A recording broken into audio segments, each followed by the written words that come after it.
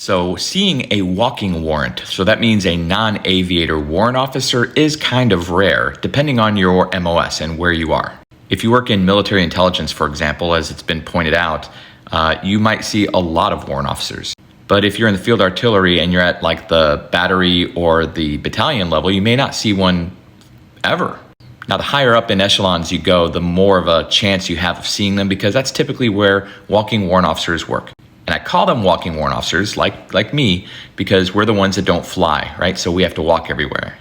When it comes to the rarity of warrant officers, are they rarer or more rare? I don't know. I think it's rarer is the right word. Are they rarer than a sergeant major?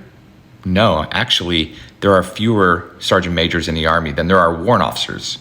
Overall in the Army, there are about 14,000 warrant officers in total. That's from Warrant Officer 1 to Chief Warrant Officer 5.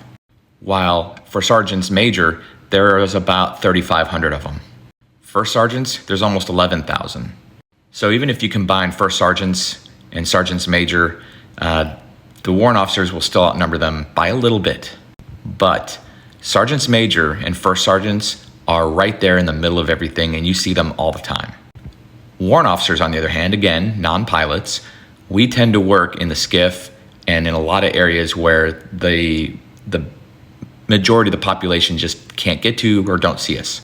That's where the whole "where's chief" comes from. It's because you don't really see them very often. So being a warrant officer is one of those jobs where you have to love doing research and learning, because our job is literally to be the expert, or even the expert of experts.